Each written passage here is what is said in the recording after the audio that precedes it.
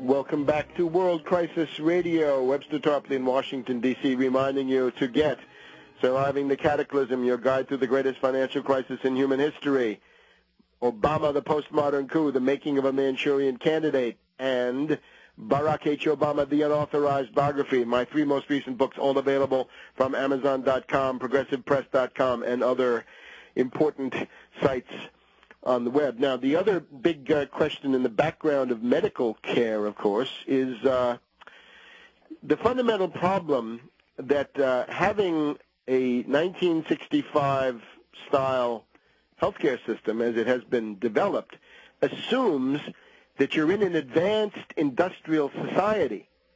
You got to have industry in order to make all this possible.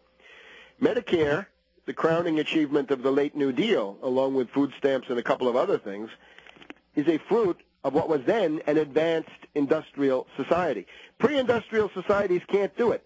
There's not enough social surplus if you don't have the machinery, the science, the technology, the factories, the production, the precision instruments, right, the microscopes, the hospital equipment. You can't have health care at that level. This is a matter of production. And, of course, in the pre-industrial society, your living standard, your life expectancy is 35 to 40. If you're lucky, thanks to advanced industrial society, the thing that the green fascists hate so much and have largely destroyed, advanced industrial society alone makes possible a longevity approaching 70, 75, 80 years for the average person. Pre-industrial society will not do it. The essential predicament of the United States is that you're attempting to maintain a medical care establishment which is typical of a very advanced industrial society in a post-industrial junkyard, in a rubble field. This is the issue. The triple revolution, the limits to growth, the various forms of radical environmentalism, lunatic tree-hugging ecology, and all the rest of it, what we can lump up as green fascism.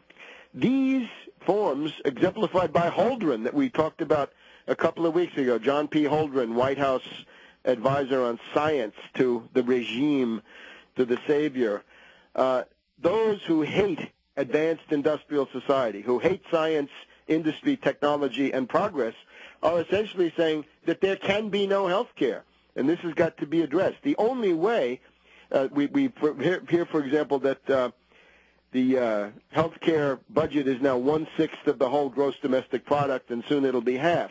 Well, if you want to do something about that, recreate the part of the economy that used to be outside of health care and supporting health care. That means modern industries. You've got to have the state-of-the-art infrastructure, and these are the things that I've talked about. You've got to build the 100 high-temperature, pebble-bed, fourth-generation nuclear reactors. You've got to build the 1,000 hospitals. That's a matter of construction industries, as well as the precision instruments that go in there. You've got to have your 50,000 miles, for starters, of maglev rail, capital goods, permanent additions to the capital goods stock of the country that also radically increase the productivity of labor by cutting out all those useless man hours lost in traffic jams and commuting over strange routes that were never planned into the urban areas. You've got to rebuild the interstate highway system, this pockmarked relic. It was a wonderful thing. That's also part of the late New Deal under Eisenhower, right? The greatest road building project since the Romans, started in 1956 by Ike, a very intelligent Republican compared to the lunatics we have today. And then, of course, the water systems. You want to get a nice glass of clean water? Well, you don't want cryptosporidium. In that case, you better start rebuilding all water systems and all sewage systems of all major U.S. cities, because many of these are now more than 100 years old. Some of them are more than 150 years old. New York City just built a large water pipe. That was a big engineering job. That's the kind of thing you need. That's where your stimulus ought to be going, into infrastructure of that type. So, again, if you want to have a healthcare establishment typical of a very advanced industrial society, you can't do it with a post-industrial junk heap, rubble field, and graveyard. You've got to go back to advanced industrial society. This is fundamental.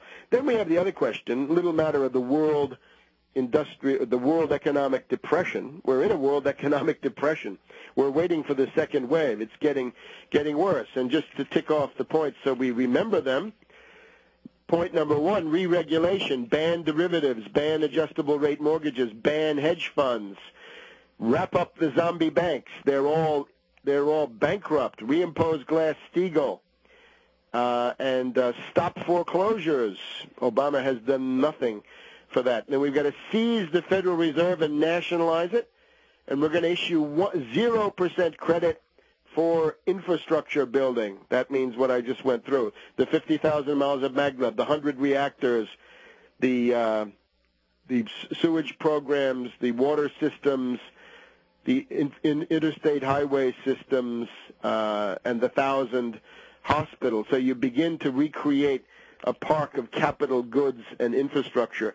Relaunch your science drivers. So we just had here today, we're told that a panel at NASA has essentially said that the NASA budget has been gouged so much under Obama that we're not going to be able to make it back to the moon in 2020. This is a panel led by Norm Augustine, I think formerly of Martin Marietta, and they say, NASA, you don't have enough money to go to the moon for 2020. Now, it's clear, Obama hates the space program. The space program is an intimate contradiction to everything Obama, the Wall Street puppet, stands for. It was very clear also. There was a polemic during the primaries between Hillary, who wanted to increase the space budget, and Obama, who wanted to cut it. He would set up these phony trade-offs with inner-city education and things like this. We've got to get back into space. We've got to have scientific optimism, progress, and we need the spin-offs. We've got to have industrial production on the moon, industrial production on Mars, and then we're going to get to the moons of Jupiter and other nearby objects in this great ocean of space. This is like Europe after the Black Plague. What are you going to do? Sit in the limited confines of where you are? Are you going to go out into the vast ocean? It's time to go out into the vast ocean. You've also got to save money, as I said before, on medical care by your biomedical crash program so you find the cures. And then the third one, of course, high-energy physics. You want some new energy sources? Great. Start a Manhattan Project for those. So those are your three, and we need more. We should be developing more science drivers, not fewer. So that's the recovery. And the trick is, dear friends, if you don't do those things, you don't get out of the depression. Don't let those Austrians tell you that there's an invisible hand that's going to lift you, or that there's a magic cycle that's going to bring you out. Or if you just let everything crash down in a deflationary crash, then there'll be a recovery. It didn't work. It didn't work in the 1930s, and it will not work in the looted and depleted world of globalization and global owning. Anybody who says they want to put you at the mercy of the market is expressing a veiled intent to do away with you, let us say. That they're expressing a hope that you won't be around much longer. So that is the slave ideology of the free market. It's the kind of talk that we hear from Republicans when they're out of power, pure demagogy, but not when they're back in. Oh, we just had the 28th anniversary of Reagan's budget cuts. And we have these right-wing reactionaries coming on television to say, let's take our hats off to Reagan, the great paragon of fiscal responsibility. Well, this is the guy who tripled the public debt in 2 presidential terms. Unbelievable. And then these same reactionaries go on and say, now let's talk about the crisis we have today with the deficit and the public debt. Well, it was Reagan who put the U.S. on that particular road back in the 1980s.